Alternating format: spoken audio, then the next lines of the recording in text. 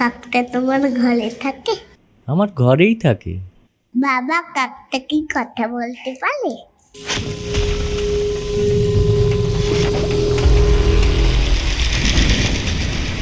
এখন আপনি গল্প শিকারীর কবলে। আজ আমরা নির্বাচন করেছি বাংলাদেশের অন্যতম শ্রেষ্ঠ সাহিত্যিক হুমায়ুন আহমেদের লেখা একটি গল্প, কাকারু। শুরু হচ্ছে আমাদের আজকের গল্প, কাকারু।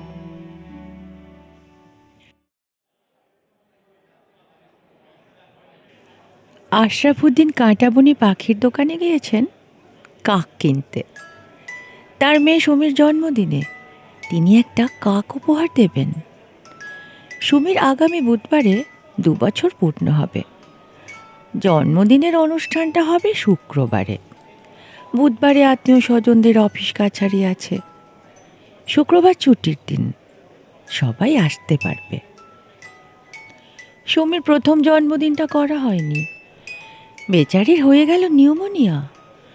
জমে মানুষে টানাটানি এমন অবস্থা। এক পর্যায়ে শিশু হাসপাতালের ডাক্তার বলে বসলেন, ডাক্তারবাবু, কেমন বুঝছেন? খুব একটা ভালো বুঝছি না। লেটেস্ট মেডিসিন দিয়েছি, দেখা যাক কি হয়। বাকি তো সবই ওপরওয়ালার হাতে। আশরাফুদ্দিনের বুক কেঁপে উঠল। তিনি অদ্ভুত অদ্ভুত সব মানত করলেন। যেমন, মেয়ে যদি বেঁচে যায়, বাকি জীবনে তিনি ভাত খাবেন না, রুটি খাবেন। ভাত তার অতি পছন্দের খাদ্য, তিনি সকালের জলখাবারেও ভাত খান। মেয়ের জন্যে অতি পছন্দের খাবার থেকে তিনি নিজেকে বঞ্চিত করবেন। তার দ্বিতীয় মানত হল পান খাবেন জর্দা ছাড়া। আর তৃতীয় মানত, বাকি জীবন বালিশ ছাড়া ঘুমাবেন। সুমির বয়স 2 বছর হতে চলেছে। তিনি প্রতিটা মানত মেনে চলছেন, বাকি জীবনও মেনে চলবেন, এই তার প্রতিজ্ঞা। তিনি তার মেয়ের কোনো অমঙ্গল চান না। আশরাফুদ্দিনের প্রতিটা কর্মকাণ্ডের পেছনে একটা ঘটনা থাকে। জন্মদিনে কাক উপহার দেবার পেছনেও একটা ঘটনা আছে। ঘটনাটা এই রকম। হাসপাতাল থেকে সুমিকে ছেড়েছে। তিনি মেয়েকে কোলে নিয়ে হাসপাতালের বারান্দায় দাঁড়িয়ে আছেন। বারান্দার রেলিংয়ে 3-4টে কাক বসেছিল। সুমি হঠাৎ কাকগুলোর দিকে আঙুল তুলে পরিষ্কার গলায় বলল, কাক। সুমির প্রথম শব্দ উচ্চারণ। সব শিশুই মা, বাবা, দিদা এইসব বলতে শেখে। সুমি শিখল কাক। সুমির মা নতুন শব্দ শেখানোর অনেক চেষ্টা করল। বলল, সুমি, মা আমার, বলো তো, বলো বাবা। কাক। তুমি তো লক্ষ্মী মেয়ে, বলো একবার আমার সঙ্গে শুনে বলো, বলো বাবা। কাক। এখন অবশ্য সুমি সব কথা বলতে পারে, কঠিন কঠিন শব্দও বলে। যেমন কিছুদিন আগে সে তার বাবাকে বলল, তুমি অত্যধিক গরিব। অত্যধিক শব্দটা নিশ্চয়ই কারো কাছে শুনে শিখেছে। মেয়ের আশ্চর্য স্মৃতিশক্তি, যা শুনছে সবই শিখে ফেলছে। সুমির কথাবার্তা আশরাফুদ্দিনের এত ভালো লাগে, একবার আনন্দে তার চোখে জল এসে যায়। মেয়েটির প্রতি অতিরিক্ত মমতা যখন তৈরি হয়, তখন তিনি মেয়ের গায়ে হালকা করে থুতুর ছিটা দেন। এতে ভালোবাসার নজর কাটা যায়। পিতামাতার নজর বড় কঠিন জিনিস। ব্যাপারটা কিন্তু পরীক্ষিত। গত শীতের সময় চারদিকে জ্বরজারি হচ্ছে। সুমি দিব্যি সুস্থ। একদিন তিনি বললেন, বাহ, আমার মেয়েটার শরীর স্বাস্থ্য খুবই ভালো যাচ্ছে। চারদিকে এত অসুখ বিসুখ, তা সত্ত্বেও। এইসব কি কথা? তুমি তো দেখছি আমার মেয়েটাকে নজর লাগাবে। ইস, ছি ছি ছি, এইসব কথা কখনো বলবে না। কিন্তু তাতে কোনো লাভ হলো না। সেদিন সন্ধ্যা থেকেই সুমির জ্বর। বেচারি 1 সপ্তাহ জ্বরে ভুগল। আশরাফুদ্দিন কাজ করেন একটা বড় ইন্স্যুরেন্স কোম্পানিতে। ছোট চাকরি, অ্যাসিস্ট্যান্ট ক্যাশিয়ার। তার অফিস ছুটি হয় 5টায়। রোজই তার অফিস থেকে বের হতে বেশ একটু দেরিই হয়। হিসাব মিলছে না, লেজার বুকে গণ্ডগোল, প্রতিদিনই কিছু না কিছু ঝামেলা থাকে। অফিস থেকে বের হতে রোজই 6টা, 6:30, কোনোদিন 7টাও বেজে যায়। অফিস ছুটি হওয়ার পর থেকেই তার মনটা পড়ে থাকে মেয়ের কাছে। যখন বাসার দিকে রওনা হন তখন সারা পথ চিন্তা করতে করতে যান। সুমিকে রোজ একটা ভূতের গল্প শোনাতে হয়, সেই গল্পও চিন্তা ভাবনা করে বের করতে হয়। একই গল্প যদি কয়েকদিন পরে আবার বলেন, সুমি সঙ্গে সঙ্গে ধরে ফেলে। মেয়ের এমন বুদ্ধি। বাসায় ফেরার সময় আশরাফুদ্দিন চেষ্টা করেন মেয়ের জন্য কিছু কিনতে, লজেন্স, বাদাম, আইসক্রিম, যা হোক। সুমির পছন্দ অবশ্য হাওয়াই মিঠাই, 10 টাকা দাম। আশরাফুদ্দিনের সামর্থ্যের মধ্যেই পড়ে, কিন্তু হাওয়াই মিঠাই কেনা যাবে না, কারণ সুমির বড় মামা বলেছেন এই সব জিনিস কখনো খাওয়ানো যাবে না, বাচ্চাদের পেট খারাপ হয়। আশরাফুদ্দিনের সংসার সুমির বড় মামা মনিরের নির্দেশেই চলে। তার কারণও আছে। আশরাফুদ্দিন 1300 স্কোয়ার ফিটের যে ফ্ল্যাট বাড়িটায় থাকেন সেটা মনিরের। আশরাফুদ্দিন বিনা ভাড়ায় থাকেন, শুধু ইউটিলিটির চার্জ দেন, আর বিপদে আপদেও মনিরকে পাওয়া যায়। একবার অফিসে ক্যাশে বিরাট গরমিল ধরা পড়ল। 5,26,000 টাকা ড্রয়ার থেকে গায়েব। দায়িত্ব এসে পড়ল আশরাফুদ্দিনের কাঁধে। অফিসের এমডি হারুন সাহেব তাকে ডেকে বললেন, মিস্টার আশরাফ, আপনি অনেক দিন ধরে এই অফিসে কাজ করছেন, আর ক্যাশের দায়িত্ব আপনার, সুতরাং যা হয়েছে বুঝতেই পারছেন। আপনি একজন অনেস্ট এবং সিনিয়র কর্মচারী, তাই আমরা কোনো পুলিশ কেসে যাচ্ছি না। আপনাকে আমি 7 দিন সময় দিলাম, তার মধ্যে ক্যাশ যেটা খোয়া গেছে সেটা এসে জমা দেবেন। যেমন আপনি চাকরি চালিয়ে যাচ্ছিলেন তেমনই চাকরি করতে থাকবেন, কেউ আপনার দিকে আঙুল তুলবে না। কথাটা কানে গেছে? ওকে স্যার, ঠিক আছে স্যার, ঠিক ঠিক ঠিক আছে। কিন্তু স্যার, এতগুলো টাকা কোথায় পাবো? টাকা কোথায় পাবেন সেটা আপনার দায়িত্ব। আপনি তো ক্যাশের দায়িত্বে ছিলেন, আর আমার ধারণা 7 দিন সময় পেলে আপনি নিশ্চয়ই টাকা জোগাড় করতে পারবেন। আর তা যদি না পারেন তাহলে আমাদের পুলিশের কাছে যাওয়া ছাড়া আর কোনো গতি নেই। টাকার জোগাড় 7 দিনেই হলো। সুমির বড় মামা গম্ভীর মুখে টাকাটা দিলেন, তারপর বললেন, আপনি একটা বিরাট ক্যালাস মানুষ, বোকা এবং ক্যালাস। আপনার সঙ্গে বিয়ে হয় আমার বোনের জীবনটাই নষ্ট হয়েছে।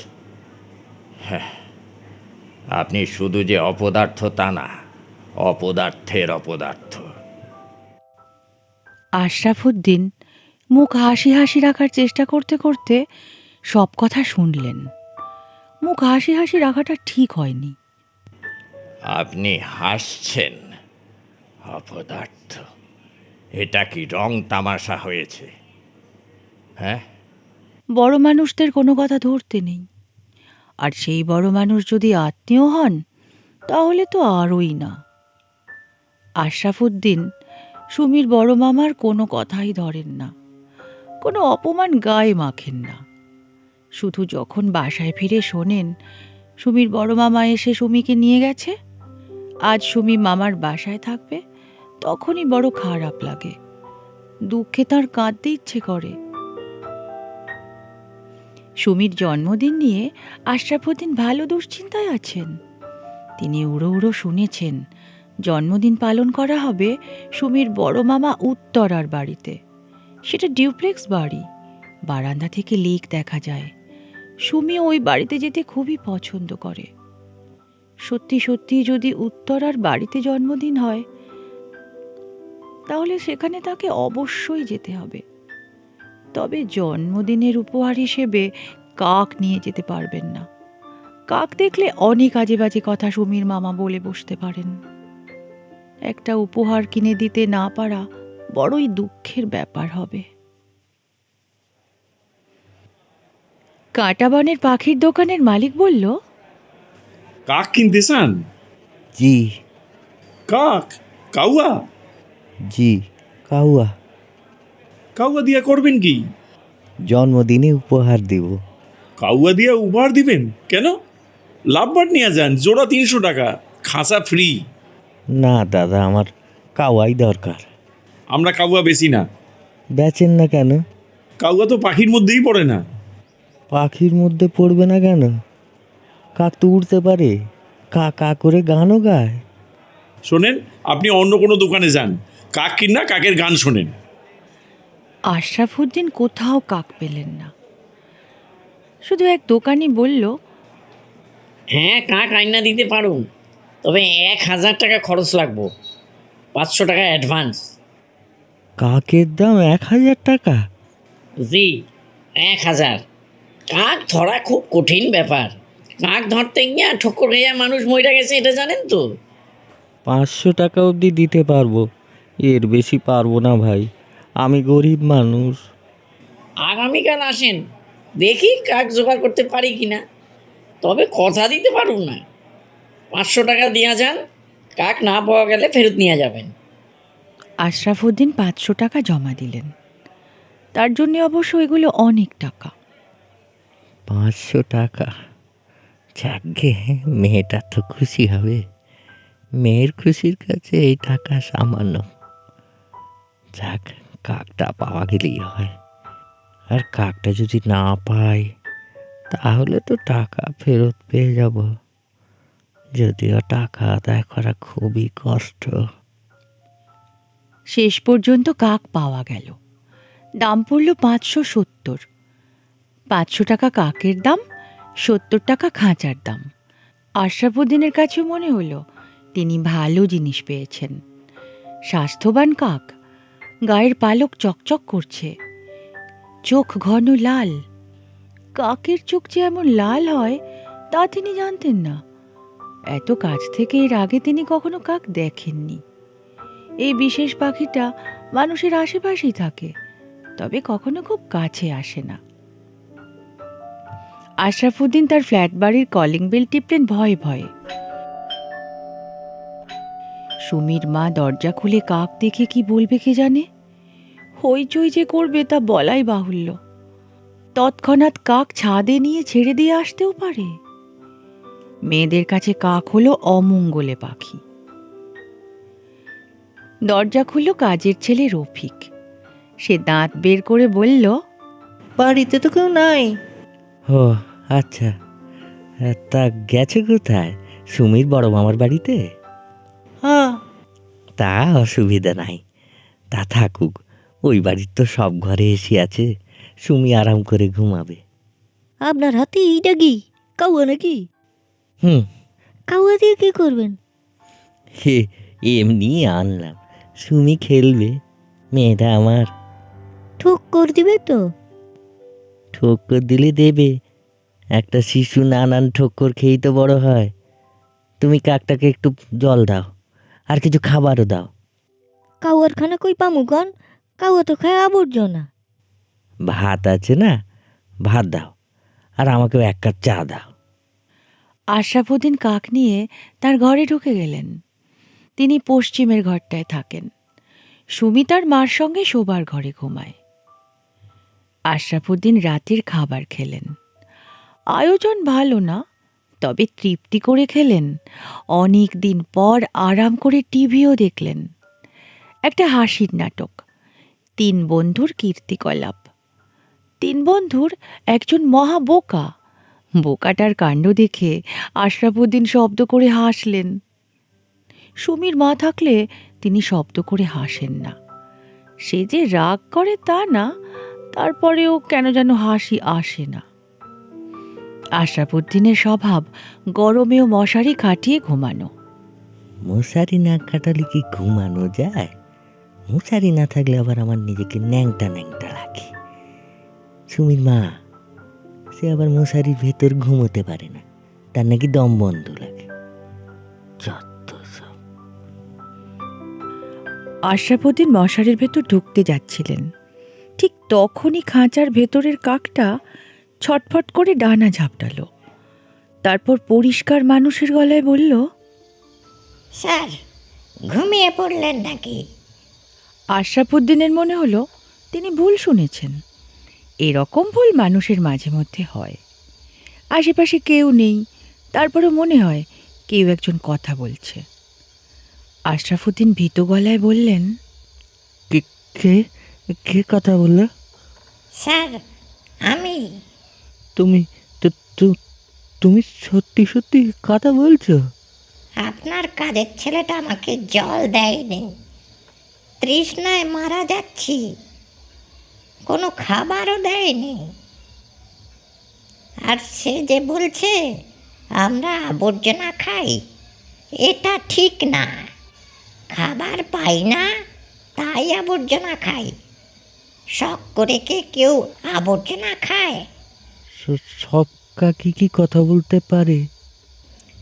জি স্যার, কথা বলার ইচ্ছা ছিল না, বিপদে পড়লাম তাই বলছি।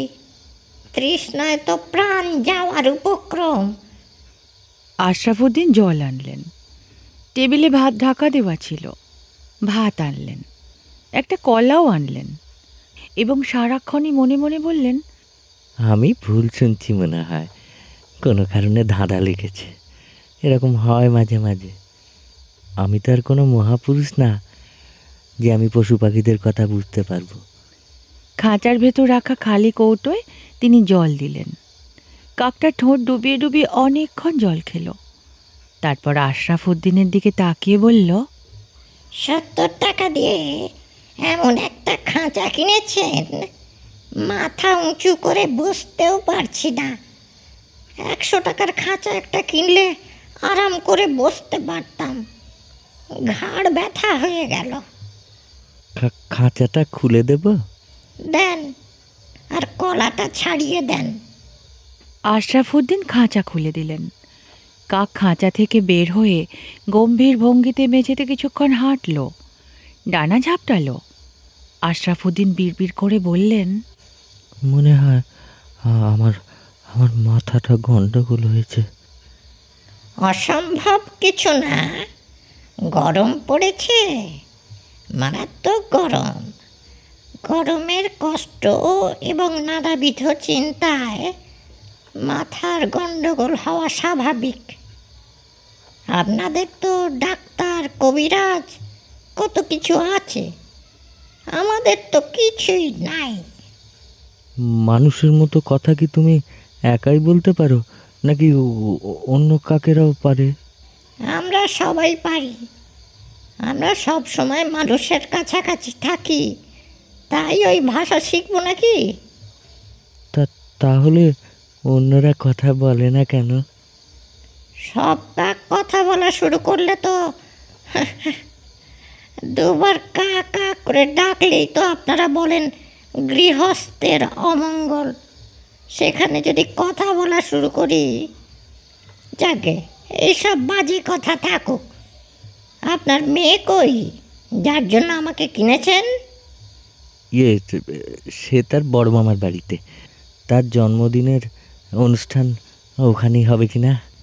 আপনি কি সেখানে আমাকে নিয়ে যাবেন? কি কি করব ঠিক বুঝে উঠতে পারছি না। তা তুমি কি বলো? কাক নিয়ে উপস্থিত হওয়া ঠিক হবে না। কাককে আপনারা বলেন অশুভ। জন্মদিন একটা শুভ অনুষ্ঠান। হ্যাঁ, ঠিক বলেছ। সুমির বড় মামা সবার সামনে আমাকে আবার পাগল টাগল বলে বসতে পারে। হঠাৎ বড় লোক হয়েছে তো আমাকে খুবই তুচ্ছ তাচ্ছিল্য করে। এমন লজ্জা পাই, সেদিনকে একগাদা লোকের সামনে বলল আমি নাকি অপদার্থের শিরোমণি। শিরোমণি কি জিনিস? মানে শিরোমণি মানে আমি সেরা। আমি নাকি অপদার্থের সেরা।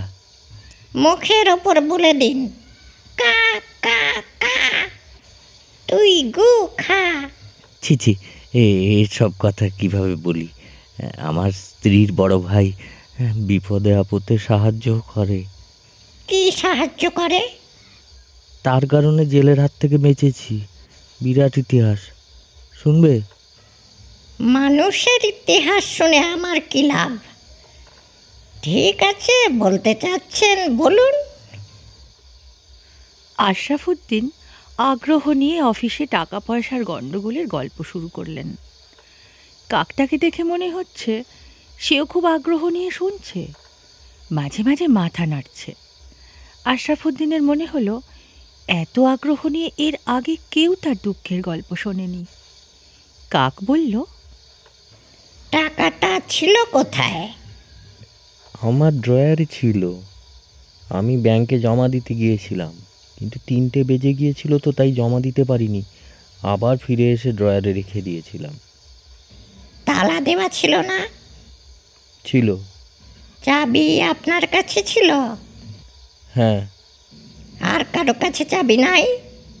হেড ক্যাশিয়ার ফরিদ সাহেবের কাছে একটা চাবি আছে। টাকাটা ওই বেটাই কি নিয়েছে? অসম্ভব।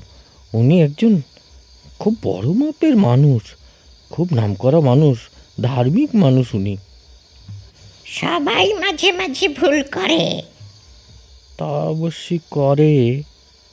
2-1বার যে আমার এরকম মনে হয়নি তা নয়, মাঝে মাঝে মনে হয়েছে যে টেলিফোন করে জিজ্ঞাসা করি, পরেই মনে হয় ছি ছি, এমন কাজ। ছি ছি করার তো কিছু নেই, এখনই টেলিফোন করুন। এখন করব? কি বলতে হবে আমি শিখিয়ে দেব। আশরাফুদ্দিন টেলিফোন করলেন।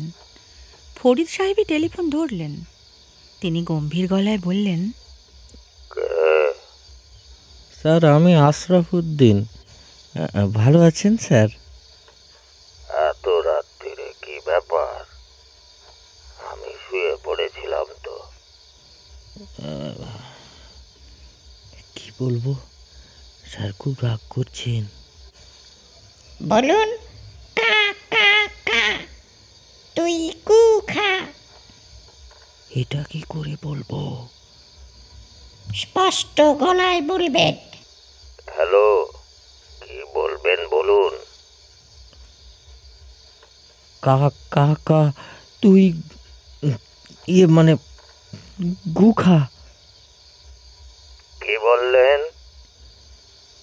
স্যার, আমি বলছি কা কা কা, তুই গুখা। হোয়াট? আশরাফুদ্দিন টেলিফোন রেখে দিলেন। তার দুশ্চিন্তার সীমা রইল না। আগামীকাল অফিসে কি হবে কে জানে। ফরিদ সাহেব নিশ্চয়ই কমপ্লেন করবেন, বড় সাহেব তাকে ডেকে পাঠাবেন। তারপর বদ কাকটার কথা শোনা উচিত হয়নি। দুশ্চিন্তায় আশরাফুদ্দিনের ঘুম হলো না। মাঝে মাঝে ঝিমুনির মতো আসে, তখন বিকট সব স্বপ্ন দেখেন। একটা স্বপ্নে 10-12টা কাক তাকে ঠক্কর দিচ্ছে। তিনি ব্যথা পাচ্ছেন না, তবে কাতুকুতু লাগছে। আশরাফুদ্দিন খুব ভোরে সূর্য ওঠার আগেই ঘুম থেকে ওঠেন। আজ শেষ রাতে ঘুমিয়েছেন বলে 9টার দিকে ঘুম ভাঙল। ঘুম ভেঙে দেখেন রফিক দাঁড়িয়ে আছে। আপনার হয়েছে কি? শরীর খারাপ? না স্যার, আপনার কাউয়াটা পালায় গেছে। কি বুদ্ধি, নিজে নিজে তার কাইটটা পালাই গেছে। আপনি আজ অফিসে যাবেন না? হ্যাঁ, যাব। অফিসে আশরাফুদ্দিন অত্যন্ত টেনশানে কাটালেন। সারাক্ষণ মনে হলো এই বুঝি ফরিদ সাহেব ডাকবেন। কয়েকবার তার সঙ্গে দেখাও হলো। ফরিদ সাহেব একবার শুধু বললেন, কাল রাতে কি আপনি আমাকে টেলিফোন করেছিলেন? ইয়ে স্যার। ফরিদ সাহেব কিছুই বললেন না, ফাইলপত্র নিয়ে ব্যস্ত হয়ে পড়লেন। আশরাফুদ্দিন মনে মনে বললেন, জানি না কি কপালে আছে। আজকের দিনটা মনে হয় আশরাফুদ্দিনের জন্য ভালো। সুমির বড় মামার বাড়িতে উপস্থিত হয়ে শুনলেন মুনির জরুরি কাজে আজ সকালের ফ্লাইটে চিটাগাং চলে গিয়েছেন, আগামীকাল ফিরবেন। সুমির মা মন খারাপ করে বলল, ভাইজান আমাদের সুমির জন্মদিনের জন্য এত কিছু করলেন আর নিজেই থাকতে পারলেন না জানো। Very sad. এই কারণে আমি একদিন জন্মদিন কিন্তু পিছিয়ে দিয়েছি। ভাইজান আসলে জন্মদিন হবে, বুঝলে? ও, আমি কি চলে যাব? সে কি চলে যাবে কেন? আমি যে মনুবাবুর চিকে দিয়ে মোরগ পোলাও রান্না করিয়েছি, খেয়ে যাবে। আচ্ছা। রাত 9টায় মেয়েকে সঙ্গে নিয়ে আশরাফুদ্দিন মোরগ পোলাও খেতে বসলেন। খাওয়ার সময় মেয়ের সঙ্গে নিচু গলায় অনেকক্ষণ কথা বললেন। সুমি মা, আমি তোমার জন্মদিনের জন্য একটা উপহার হিসেবে একটা কাক কিনেছি। কাকটা কোথায় থাকে? কাকটা বাসায় থাকে। কাকটা তোমার ঘরে থাকে? আমার ঘরেই থাকে। বাবা, কাকটা কি কথা বলতে পারে? হ্যাঁ মা, কথা বলতে পারে। তুমি কাকটা আনবে আমার জন্য? সুমির আনন্দে ঝলমল করা চোখ মুখ দেখে আশরাফুদ্দিনের মনটা খারাপ হয়ে গেল। মেয়েকে মিথ্যা কথা বলেছেন, কাক নেই, চলে গেছে, এই কথাটা বলা প্রয়োজন ছিল। একটা শিশু বড় হবে সত্যের ভেতর। আজ ঘুমোতে যেতে একটু দেরি হলো। অনেক হিসাব নিকাশ করলেন। মেয়েটার জন্য আর একটা কাক যদি কেনা যায়, খাঁচার দাম লাগবে না, খাঁচা তো আছেই। তবে এই খাঁচাটা বদলে এক সাইজ বড় কেনা দরকার, যাতে কাক বেচারা ঠিকমতো বসতে পারে, ঘাড়ে ব্যথা না হয়। স্যার কি ঘুমিয়ে পড়েছেন? কাকের গলা, ঠোঁট ফাঁক করে হাই তোলার মতো ভঙ্গি করছে। আশরাফুদ্দিন দ্রুত মশারির ভেতর থেকে বের হলেন। কাকটা জানালায় বসে আছে। আশরাফুদ্দিনের কাছে দৃশ্যটা মোটেই অস্বাভাবিক বলে মনে হলো না। কাক বলল, ওই দিন আপনাকে না বলে চলে গেলাম, হঠাৎ মনটা খারাপ হলো। মেয়েটার কথা মনে হলো। তোমারও কি মেয়ে আছে নাকি? এক মেয়ে, সে তার মায়ের সঙ্গে থাকে। কোথায় থাকে? কাউরান বাজারের একটা জারুল গাছ আছে, ওই গাছে আমাদের বাসা। গত শীতের সময় বাসা ভেঙে গিয়েছিল, এখন আবার রিপেয়ার করেছি। ভালো কথা মনে পড়েছে। তোমার নাম কি গো? আমার মেয়ে তোমার নাম জানতে চেয়েছিল। মেয়েকে তোমার কথা বলেছি। স্যার, আমাদের কোনো নাম নেই, আমাদের নাম থাকে না। আপনার মেয়েকে বলবেন সুন্দর দেখে একটা নাম দিতে। আচ্ছা, বলবো। টেলিফোন কি করেছেন স্যার? কি কি টেলিফোন? ওই যে ফরিদ সাহেবকে টেলিফোন। আজ আবার তাকে বলবেন, কা কা কা, তুই কু খা। একবার তো বলেছি, আবার কেন? রোজ একবার করে বলা দরকার। অসম্ভব। তোমার কথাবার্তা শুনলে অফিসে রিপোর্ট হবে, আমার চাকরি চলে যাবে। ঠিক আছে, টেলিফোন করতে না চাইলে করবেন না, তবে তবে কি? না থাক, আপনার জানার দরকার নেই। বড় সাহেব আশরাফুদ্দিনকে ডেকে পাঠিয়েছেন, জরুরি কথা বলবেন। আশরাফুদ্দিন বড় সাহেবের ঘরে এসেছেন। স্যার এখনো বসতে বলেননি বলে বসতে পারছেন না। ভয়ে তাঁর বুক কাঁপছে। স্যারের ঘরে এসি চলছে, ঘর ফ্রিজের ভেতরের মতো ঠান্ডা। তারপরেও আশরাফুদ্দিনের শরীর ঘামছে, প্রচণ্ড জলের পিপাসা হচ্ছে। বড় সাহেব ফাইল দেখছিলেন। ফাইল দেখা বন্ধ করে ঠান্ডা গলায় বললেন, মিস্টার হস্ট্রফ, আপনি নাকি রোজ গভীর রাত্রে টেলিফোন করে হেড ক্যাশিয়ার ফরিদ সাহেবকে গু খেতে বলেন।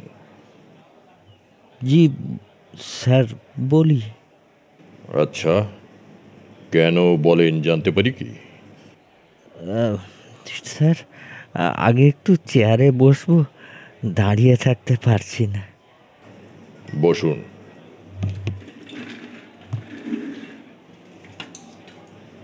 এবার বলুন তো, ঘটনাটা কি? স্যার, আমি যে কথাগুলো বলি সেগুলো অন্যায় কথা, ভদ্র সমাজে বলার কথা নয়। তারপরেও বলি, কারণ কথাগুলো বললে আমার মন শান্ত হয়। মন শান্ত হয়? তার মানে? জি স্যার, টাকা চুরির ব্যাপারে উনি অন্যায়ভাবে আমাকে ফাঁসিয়েছেন। ব্যাংকে টাকা জমা দিতে না পেরে ফিরে এসেছি। ওনাকে দিলাম যেন লকারে রেখে দেন। উনি বললেন লকারের চাবি উম, তুলে আনেননি। আমি যেন ড্রয়ারের মধ্যে রেখে দিই। আমি ড্রয়ারে রাখলাম। ওনার কাছ থেকে ছুটি নিয়ে বাসায় চলে এসেছি, কারণ আমার মেয়েটার বড় অসুখ ছিল। তাকে তো ওই শিশু হাসপাতালে নিয়ে যাব। পরের দিন ড্রয়ার খুলে দেখি টাকা নেই। স্যার, এক গ্লাস জল। এই নিন। 5 বছর আগে স্যার এরকম আরেকটা ঘটনা ঘটেছিল। আব্দুল জলিল নামে একজন ছিলেন, আমি যে পোস্টে সেই পোস্টে। ওনার চাকরি চলে যায় 3 লাখ টাকার হিসাবের গরমিলের জন্য। স্যার, স্যার আমি নিশ্চিত ফরিদ সাহেব ওই ঘটনাতেও। তা যখন তদন্ত হচ্ছিল তখন এইসব কথা বলিনি কেন? ফরিদ স্যার খুব ভালো মানুষ, ধার্মিক মানুষ, সবাই তাকে মান্য করে। ওনার কথাই বিশ্বাস করে আর কি, মানে ওনার বিষয়ে কিছু বলার সাহস পাইনি স্যার। তখন সাহস হয় নাই, তো এখন কেন হয়েছে? হ্যাঁ, একটা কাক স্যার আমাকে সাহস দিয়েছে স্যার। সেই আমাকে এই ছড়াটা বলতে বলেছে, কা কা কা তুই গু খা। ইয়ে মানে স্যার, কাকের বিষয়টা বলবো স্যার, অদ্ভুত ইতিহাস। ইন্টারেস্টিং, শুনি আপনার ইতিহাস। আশরাফুদ্দিন কাক কেনা থেকে কাকের কথা বলা সবটাই বললেন, কিছুই গোপন করলেন না। বড় সাহেব বললেন, কাকের কথাটা কিন্তু আমার মনে হচ্ছে আপনার উত্তপ্ত মস্তিষ্কের কল্পনা। সম্ভবত আপনি আপনার সাবকনশিয়াস মাইন্ডে কিছু একটা হয়েছে। মেবি এটা একটা কোনো ট্রিক। তবে ফরিদ সাহেবের বিষয়টা যেন আবার তদন্ত হয় সেটা আমি দেখব। আমি কি চলে যাব স্যার? হ্যাঁ, যান। আর রাত দুপুরে মানুষকে ছড়া শোনাবেন না, মন দিয়ে কাজ করুন। পরের 6 মাসে বেশ কিছু ঘটনা ঘটল। নতুন তদন্তে প্রমাণ হয়েছে ফরিদ সাহেব টাকাটা চুরি করেছেন। তার চাকরি চলে গেল। ফরিদ আহমেদ পুরো টাকাটা ফেরত দিয়েও চাকরি বাঁচাতে পারলেন না। 5 বছর আগে জলিল আহমেদ নামে যে অ্যাসিস্ট্যান্ট ক্যাশিয়ারের চাকরি চলে গিয়েছিল, তাকে এখন খোঁজা হচ্ছে। কোম্পানি আবার তাকে চাকরি দিতে চাচ্ছে। আশরাফুদ্দিন হেড ক্যাশিয়ার হয়েছেন। পরিবাগে কোম্পানির নিজস্ব ফ্ল্যাটে উঠেছেন। সুমির বড় মামার কাছ থেকে যে টাকা নিয়েছিলেন তা ফেরত দিয়েছেন। আশরাফুদ্দিনের সুখে থাকার কথা, কিন্তু তিনি মোটেই সুখে নেই। কাকটা আর আসছে না। তার মেয়ে কাকটাকে চোখে দেখাও দেখেনি। বেচারি কাকের জন্য নাম পর্যন্ত ঠিক করে রেখেছে, কাকারু। সেই নামটা কাকটাকে বলা হয়নি। প্রতি সপ্তাহে কমপক্ষে 2 দিন আশরাফুদ্দিনকে কারওয়ান বাজারের জারুল গাছগুলির পাশে হাঁটাহাঁটি করতে দেখা যায়। তিনি শব্দ করে ডাকেন, কাকারু, কাকারু, কাকারু, কাকারু, কাকারু। লোকজন সন্দেহের চোখে তাকায়, তবে কেউ মাথা ঘামায় না। কাকারু, কাকারু, কাকারু। এখানেই শেষ হলো আমাদের আজকের গল্প কাকারু। গল্প পাঠ ও অভিনয়ে ছিলাম আমি নিবেদিতা, দৈপায়ন, অরিন এবং ছোট্ট দেবাংশী। সঙ্গে থাকার জন্য অনেক ধন্যবাদ।